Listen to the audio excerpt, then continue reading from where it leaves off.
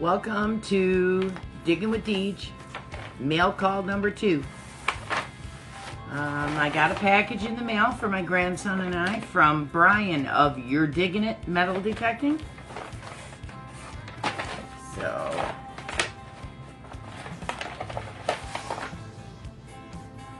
it says, Diggin With Deej, thanks for supporting my channel.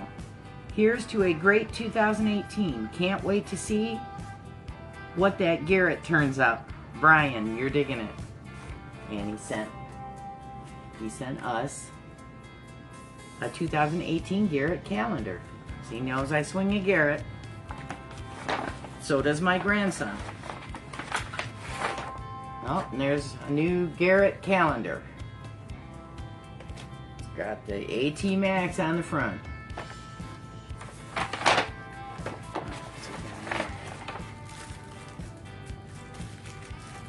Neat.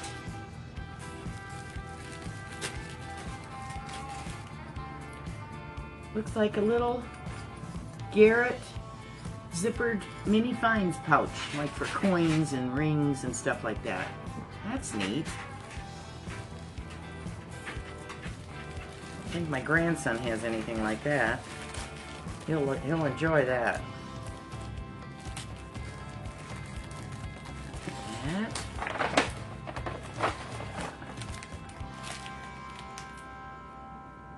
Oh, it's a Garrett rain poncho. I know, I've got one already, but my grandson doesn't, so that'll be great for him.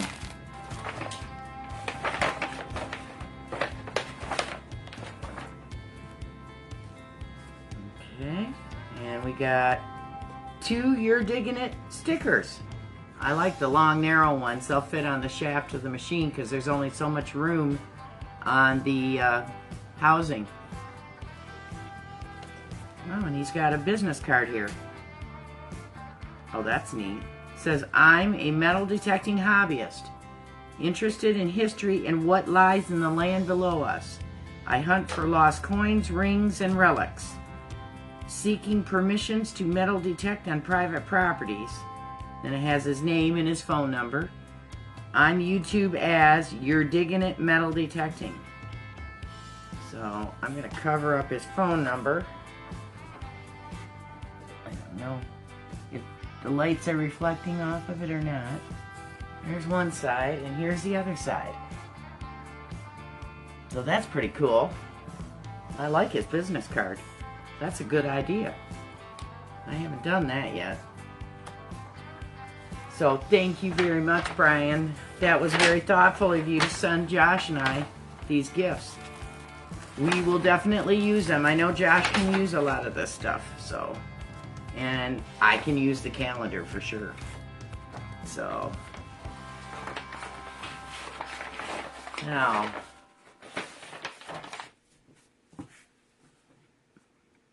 The upcoming videos of mine. I will be making a trip back to the late Victorian dump. It could possibly be mid to late Victorian era, but it looks like it's going to be 1890s to 1910, right around there. My problem with that place is the ground is weird. It's like black clay. I don't know. I've never seen any dirt like this ever. Anywhere.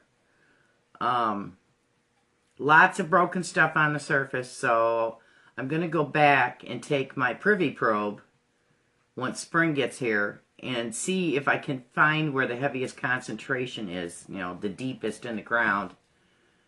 And I was talking to another detectorist on Messenger today, and they suggested that I use a trenching shovel to try to get through that stuff. I've got a root assassin that's pretty gnarly, so I might try that. I have a shovel coming from DePace Ironworks.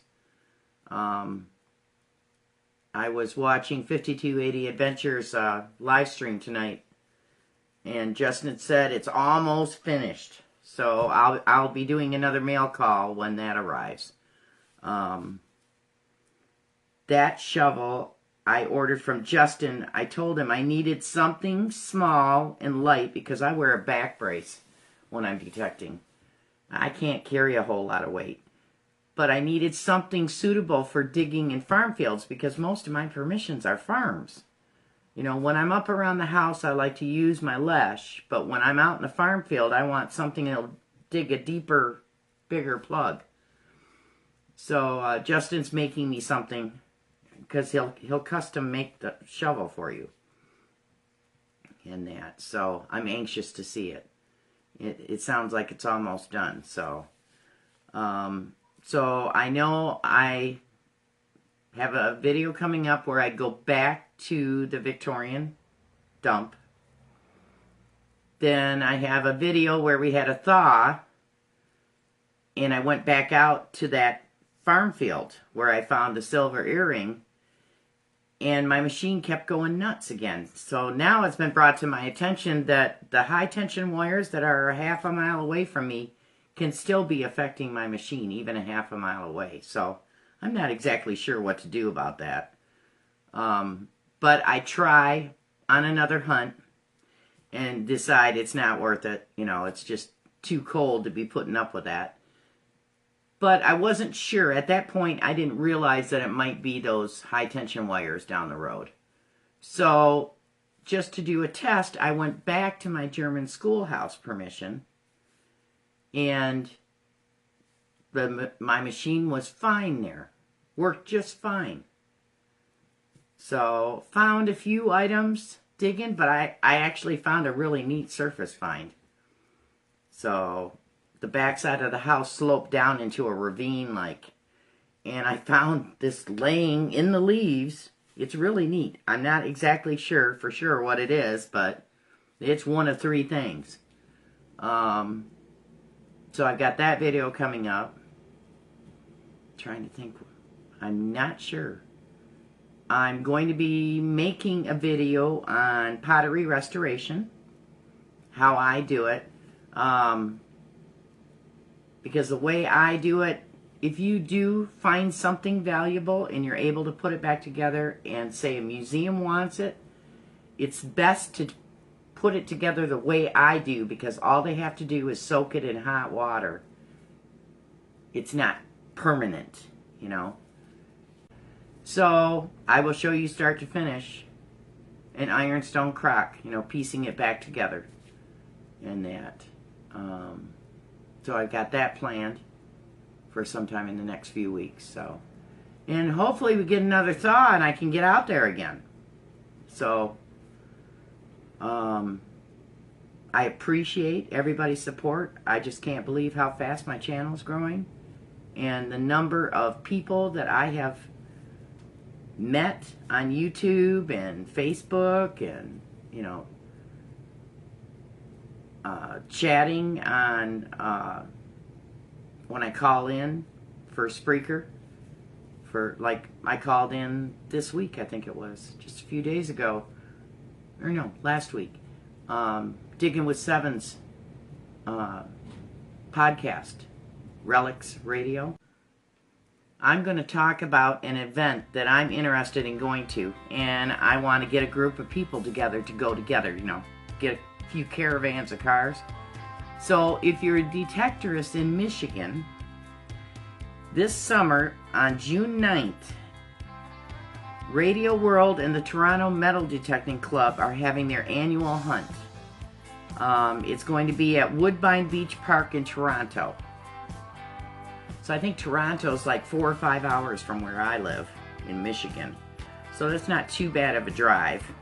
But I would really like to go to this. I have been on Messenger with Lori from Relic Dirtyhands. She and Eric are going. And I try to get a hold of Cash Mole, Daryl, to see, because that's right in his neck of the woods. I believe he's from near Toronto. He and Sebastian, 92 Finder. So I'm trying to get a hold of them to see if they're going to go. So maybe we can do some group hunts or something. So if you would be interested in getting, being part of a group that goes, I know that Garrett will be there and Mind Lab will be there. I'm not sure who else. I did put in an email to Garrett asking if they had any groups that were going over from Michigan, of dealers. I figured we could all caravan, across the border. All you need in Michigan across the border, I believe, as of right now, is an enhanced driver's license. I think it's $40 or $50 extra. And to get that, you have to bring a certified copy of your birth certificate to Secretary of State. Or Secretary of State. So, I will put a page of information about this hunt towards the end of this video. But if you'd be interested, please, comment. Put something in the comments to let me know you're on board with us. So, that's it for my second mail call. So hopefully you're in a good area of the country that doesn't have snow, which there aren't too many states that don't right now. But happy hunting, be patient, and never give up. And we'll see you next week. Thanks for watching.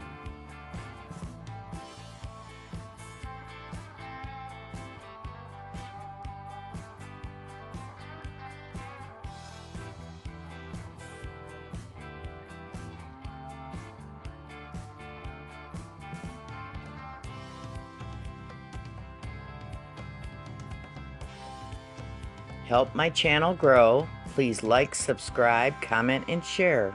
Thanks for watching.